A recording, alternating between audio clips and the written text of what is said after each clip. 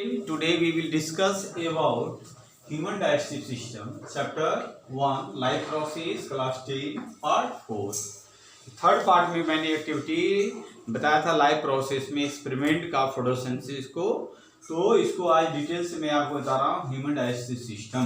तो human digestive system दो organs which are responsible for ingestion, digestion, absorption, assimilation, egestion, excretion is known as the human digestive system. Human digestive system में क्या होता है कि हमारे बॉडी के अंदर में बहुत सारे वाइटल कार्य होते हैं। इंजेक्शन के रूप में भोजन को अपने माउथ के अंदर में ग्रहण करते हैं, इसके बाद डाइजेशन होता है, एंजाइम के फील्ड के द्वारा ब्रेक डाउन होते हैं कम्प्लेक्स फूड सिंपल फूड के रूप में, एब्जॉर्प्शन होता है, उनका फिल्टर किया जाता है, एसिमिलेशन जो कंज्यूम फूड होते हैं उनको वहाँ पर कंज्यूम होते हैं, जमा होते हैं, फिल्टर होते हैं भिलाई में, और इजेशन का वेस्ट प्रोडक्ट के रूप में हमारा था उनको बॉडी से एक्सक्रीट करने का, रिमूव करने का काम करता है, इसे हम लोग एक्सक्रीशन के रूप में जानते हैं। अब यहाँ पर नेक्स्ट में है the digestive system comprises alimentary canal and associated digestive gland. Digestive system जो होते हैं हमारा it is also start from mouth to the last end of the anus. So it is known as the alimentary canal. The total length of alimentary canal is 9 meter long. Means mouth to a small intestine, the length is 6.5 meter. But the small intestine to anus 1.5 meter. So total length is 9 meter. Alimentary canal में इनकी लंबाई जो होती है 9 metre होती है, mouth से लेकर स्मॉल इंटेस्टाइन तक इनके लेंथेज जो होते हैं 6.5 मीटर 6.5 मीटर होते हैं, और स्मॉल इंटेस्टाइन से हमारा एनस तक के लेंथेज जो होते हैं 1.5 मीटर, टोटल हमारा 9 मीटर हो गया। एक तो यहाँ पर हम लोग देखते हैं कि डाइजेस्टिव सिस्टम कंप्राइज, तो यहाँ एलिमेंट्री कैनाल इन सारी चीज को मैं बाद में बताता हूँ। पहले यहाँ पर देखिए हम लोग ह्यूमन डाइजेस्टिव सिस्टम का एक कॉम्प्लिकेटेड डायग्राम को एक्सप्लेन किया गया, बताया गया है यहाँ पर। तो हम लोग शुरू करते हैं डायग्राम के द्वारा, और इस साइड में लेफ्ट साइड में इसको एक्सप्लेन करेंगे, और राइट साइड में इस फिगर को आप लोग बारीकी से देखेंगे। बुक में भी आपके फिगर बने हुए हैं। तो यहाँ पर एलिमेंट्री कैनाल जो होते हैं, तो first part is known as the mouth. हमारा माउथ यहाँ पर देखिए, ये माउथ है। तो माउथ को डिफरेंशिएट किया गया 3 रीजन में। Bukkal cavity inside mouth, mouth के अंदर में क्या होता है, बक्कल कैविटी होता है, ठीक है। तो बक्कल कैविटी के अंदर में क्या होता है, जा होता है, जिसको बोलते हैं अपर जा और लोअर जा। इसी पर क्या होता है, सॉकेट में टूथ का अरेंजमेंट होता है अपर जा और लोअर जा में। अपर जा क्या होते हैं, फिक्स्ड होते हैं, not movable, but the lower jaw is also movable. It also for cutting, chewing, mastication and grinding of the food material, and also help for the speeching. Speech करने में भी मदद करता है हमारा लोअर जा। अब इसके बाद टंग होते हैं, तो हमारा नीचे में हमारा क्या होगा, टंग होगा, ये बकल कैविटी। तो टंग जो होती है, टंग के क्या होता है, मस्कुलर पार्ट होता है, कंट्रैक्ट एक्सपैंड करते हैं, और इसी पर टेस्टी बर्ड होते हैं 3 पार्ट्स में। ये टेस्टी बर्ड जो होते हैं सोबर टेस्टी बर्ड के रूप में, साल्टी टेस्टी बर्ड के रूप में, वीटर के रूप में, ये 3 प्रकार के टेस्टी बर्ड होते हैं, जिसका डिटेक्शन जो होते हैं हमारे ब्रेन के द्वारा आइडेंटिफाइड होता है। अब टीथ जो होते हैं सॉकेट में हमारा ये अरेंज होता है, और टीथ जो इनको डिफ्रेंशिएट किए गए हैं इंसीजर के रूप में, कैनिन के रूप में, प्री मोलर के रूप में और मोलर के रूप में। तो what is the teeth? Teeth also help for the cutting, chewing, mastication और ग्राइंडिंग। तो इंसीजर का फंक्शन क्या होता है, जो फ्रंट टूथ जो आगे जो देख रहे हैं इसको हम लोग फ्रंट टूथ के रूप में जानते हैं। It also help for the cutting of the food, ये भोजन को कटिंग करने में मदद करता है। इंसीजर के बाद कैनिन होते हैं, it is also pointed, it also for tearing the food, penetrating the food. जो कार्निवोरस एनिमल होते हैं उनमें ये कैनिन जो होता है वो वर्क करता है, उसको पेनिट्रेट करने में, चीरने फाड़ने में मदद करता है। प्री मोलर क्या होते हैं, वो ब्लंट होते हैं, और चौड़े होते हैं, ब्रॉड होते हैं। It also help for mastication and chewing. Molar is the last.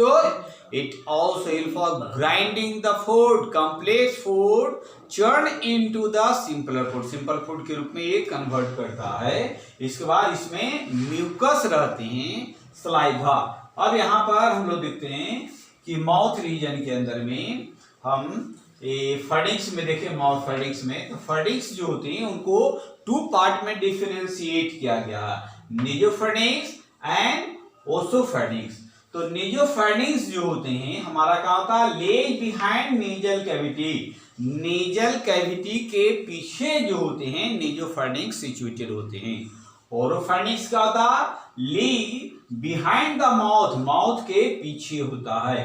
तो यहां पर हम लोग देखते हैं कि इस रीजन में बिलो द ईयर, यहां पर देखिए सेलेब्री ग्लैंड्स में मैं यहां पर बता रहा हूं कि सेलेब्री ग्लैंड में हमारा 3 रीजन होता है, parotid gland, submaxillary gland और सब लिंगुअल ग्लैंड। तो पैरोटिड ग्लैंड कहाँ सिचुएटेड होते हैं, parotid gland situated both side of the below the ear, कान के पीछे होते हैं। और यही से स्टिमुलेट होता है सेलेब्री ग्लैंड का, जो एड्रिनल ग्लैंड जो होता है हमारे ब्रेन में, उनको स्टिमुलेट करने में मदद करने के लिए ऑर्डर करता है। पैरोटिड ग्लैंड है ओरल कैविटी, ये oral cavity below the tongue, tongue के नीचे होते हैं ओरल कैविटी। फिर सबलिंगुअल, ओरल कैविटी है ये, सबलिंगुअल सेलेब्री ग्लैंड जो होते हैं बिलो द टंग, ये टंग के नीचे होते हैं। और सब मैंडिबुलर सेलेब्री ग्लैंड लोअर जा के रूप में जाना जाता है। तो इतने पार्ट्स को मैं बताया यहाँ पर। अब इसके बाद आइए हम लोग ओसोफेगस के बारे में। तो ओसोफेगस रीजन में यहाँ पर ये 3 पार्ट में इसको डिफरेंशिएट किया गया है। तो ओसोफेगस में आइए, it is narrow tubular muscular which leads to the stomach.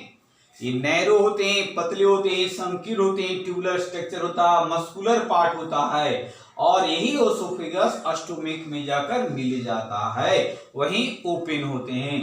तो ये ओसोफेगस को बोला गया, it is also connecting link between throat to stomach.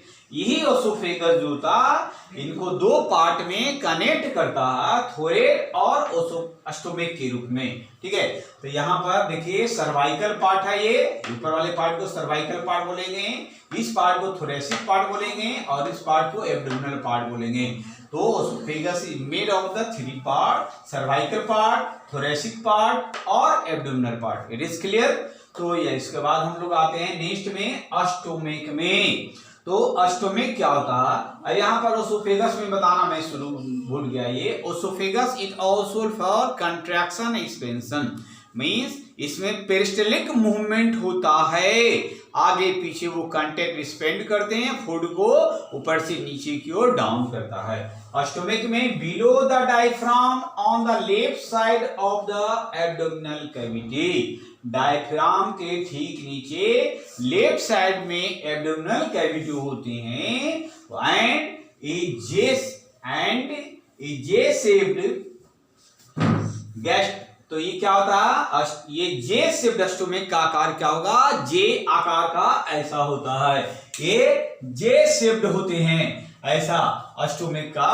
और इसके बाद क्या था, गैस्ट्रिक ग्लैंड, इसी स्टोमक में 3 रीजन होते हैं, जिसमें हमारा गैस्ट्रिक ग्लैंड होता है। गैस्ट्रिक ग्लैंड से क्या सेक्रेट होते हैं, गैस्ट्रिक जूस होता है, रिलीज करता है। गैस्ट्रिक जूस ये वर्क करते हैं 3 टाइप का gastric juice. It also contain acidic और HCl, हाइड्रोक्लोरिक एसिड। 2 मार्क्स का आएगा question, what is the function of HCl? HCl also emulsified the complex food into simple food. Second function, it also kill bacteria, germ infection and foreign particle. इसके बाद हमारा next है mucus. Mucus क्या करता है, stomach के अंदर में जो गैस्ट्रिक ग्लैंड होते हैं एसिडिक होते हैं, तो ज्यादा एसिड का इफेक्ट पड़ने के कारण इंटरनल बाल को, स्टोमक को, मिकोसा, सब मिकोसा, सरूसा, इन सभी को डैमेज कर देगा। इसको प्रोटेक्ट करने के लिए म्यूकस ग्लैंड से म्यूकस का सेक्रेशन होता है, जो लुब्रिकेट करते हैं, प्रोटेक्ट करते हैं इन्फेक्शन से और एसिड के इफेक्ट से। अब इसके अंदर में क्या होगा, इंजाइम। इंजाइम दो प्रकार से रिलीज होते हैं, पेप्सिन के रूप में और रेनिन के रूप में। पेप्सिन जो होते हैं वो प्रोटेक्ट करता फूड को, कॉम्प्लेक्स फूड को सिंपल फूड में कन्वर्ट करने में, और रेनिन जो होते हैं पेप्सिन से पेप्टाइड्स के रूप में कन्वर्ट करते हैं। रेनिन जो होते हैं वो मिल्क को पाराकेसिन के रूप में कन्वर्ट करता है, सिंपलर करता है। इसके बाद आइए लीवर में क्या फंक्शन। लीवर इज सिचुएटेड, यहाँ पर देखिए लीवर है कहीं पर लिखा हुआ, तो ये साइड में लीवर है। तो लीवर जो हमारा क्या है, एक राइट और दूसरे क्या है, लेफ्ट लीवर के रूप में। तो राइट लीवर जो होते हैं इनका साइज होता है इनलार्ज होता है, और लेफ्ट साइड के लीवर जो होते हैं वो स्मॉल होते हैं। डायफ्राम यहाँ पर बता रहे हैं, भूल पड़ रहा है। अब इसके बाद हम लोग देखें, राइट लोब्स लीवर लार्जर होंगे, लेफ्ट लोब लीवर क्या होगा, स्मॉलर होगा। तो लीवर से क्या होता है, हेपेटिक सेल। लीवर से हेपेटिक सेल का से निकलता, रिलीज करते हैं, और हेपेटिक सेल प्रोड्यूस करता बाइल जूस को। बाइल जूस क्या होता है, एक कॉमन बाइल डक्ट, एक डक्ट के द्वारा, ट्यूब के द्वारा कैरी किए जाते हैं, विच ओपन्स इनटू ड्यूडेनम, जो ड्यूडेनम में ओपन होते हैं, और बाइल जूस फ्लो करता है क्या, किसमें, गोल ब्लाडर में। तो गोल ब्लाडर क्या होता है, ये ग्रीनिश स्ट्रक्चर रहते हैं ये।